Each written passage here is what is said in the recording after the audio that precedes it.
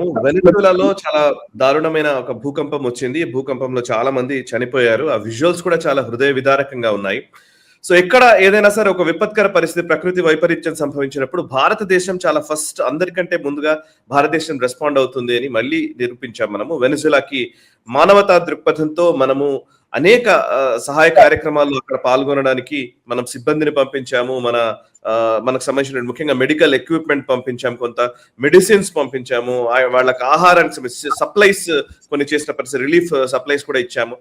ఒకసారి అంటే ఈ Venezuela earth quake and Bharat చేసినటువంటి సాయము, వీటికి సంబంధించిన వివరాలు చెప్తారా?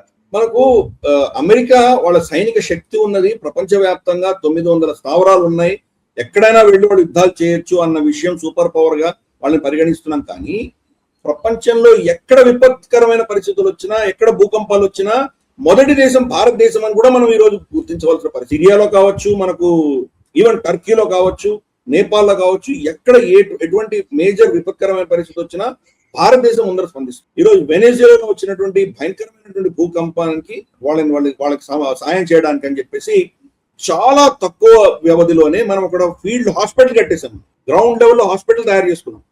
అలాగే వాళ్ళకు ఎటువంటి డాక్టర్లు మన దగ్గర ఈవెన్ డెంటిస్టులు వెళ్ళారు.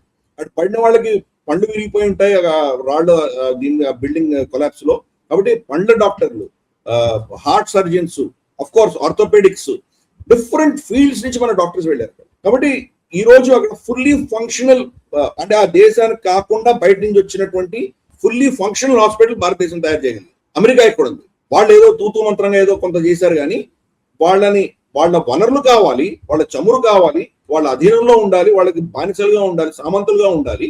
కానీ వాళ్ళకి అవసరం ఉన్నప్పుడు మాత్రం అమెరికా వాళ్ళు. కాబట్టి నిజంగా ఈ యొక్క సూపర్ పవర్ చేయవలసినటువంటి బాధ్యతలలో మీకు శక్తి కావాలన్నప్పుడు సహాయం కూడా చేయవలసినటువంటి బాధ్యత అన్నది ఈరోజు అమెరికా చేయట్లేదు, భారతదేశం చేస్తుంది.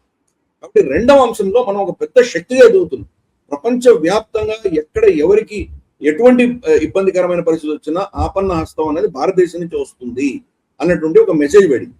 ఎక్కడ వెళ్ళాం మనం, ఇండోనేషియా, మలేషియా సునామీలు వచ్చినప్పుడు కూడా మనమే వెళ్ళాం. ఫస్ట్ అక్కడంతా వెళ్ళి మన వాళ్ళు అక్కడ శవాలను తీసుకురావడం దగ్గర నుంచి తీసుకొచ్చి, అక్కడ రెస్క్యూ చేయడం దగ్గర నుంచి తీసుకొచ్చి, అవన్నీ కూడా అన్ని ఏ అంశంలో చూసినా కానీ భారతదేశం ఫస్ట్ రెస్పాండర్ గా కనిపిస్తుంది. దానికి మన కెపాసిటీ బిల్డింగ్ కూడా చేసుకున్నాం. మన దేశంలో విపత్కరమైన పరిస్థితులు వస్తే ఎలా రెస్పాండ్ అవ్వాలి, దానికి మన దగ్గర ఆల్రెడీ మనకు ఎన్డీఆర్ఎఫ్ లాంటివి ఇవన్నీ ఉన్నాయి మన దగ్గర. దానికి కావాల్సిన సఫిషియెంట్ సామాగ్రి పెట్టుకుంటున్నాం. కాబట్టి ఈ యాంగిల్ మనం అర్థం చేసుకోవాలి. భారతదేశం ఈ రోజు ప్రపంచంలో రిలీఫ్, రెస్క్యూ ఆపరేషన్స్, తర్వాత మనకు డిజాస్టర్ మేనేజ్మెంట్ లో సూపర్ పవర్ గా ఎదిగాం మనం. ఈ రోజు నిజంగా మనల్ని ధీటుగా ఈవెన్ అమెరికా కూడా లేదు, అమెరికా కూడా అంత రెస్పాన్స్ ఇవ్వలేకపోతుంది. చైనా సరే వాళ్ళు తూతుమంత్రంగా వాళ్ళు కూడా ఏమో 4 ఫ్రీగా ఇస్తారు, కానీ ఈ రోజు గ్రౌండ్ లెవెల్లో ఇంత సమర్థన ఇచ్చేటువంటి పెద్ద దేశం అనేది భారతదేశం. అందుకనే మనం నిజంగా గర్వించదగ్గటువంటి విషయం ఇది. మన శత్రు దేశమైనటువంటి టర్కీలో కూడా మనం వెళ్ళి సేవలు చేసి వచ్చాం, అయినా వాడుకు కృతజ్ఞత లేనటువంటి దేశం అది.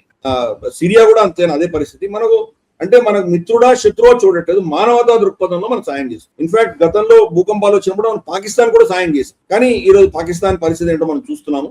కాబట్టి ప్రపంచంలో ఎక్కడ ఏ ఉన్నా కానీ కూడా ఎస్పెషలీ మానవతా దృక్పథంలో సహాయం అన్నది భారతదేశం తర్వాతే అన్నటువంటి ఒక సూపర్ పవర్ గా మనం ఎదిగాం. ఈ వీడియో మీకు నచ్చినట్టయితే లైక్ చేయండి, 10 మందికి షేర్ చేయండి. అలాగే కామెంట్ల రూపంలో మీ అభిప్రాయాలను మాతో పంచుకోండి. Nationalist hub group of channels ను సబ్స్క్రైబ్ చేసుకుని తెలుగునాట జాతీయవాద జర్నలిజాన్ని ప్రోత్సహించండి. ఈ వీడియో కింద ఉన్న బెల్ ఐకాన్ పై క్లిక్ చేయడం మర్చిపోవద్దు.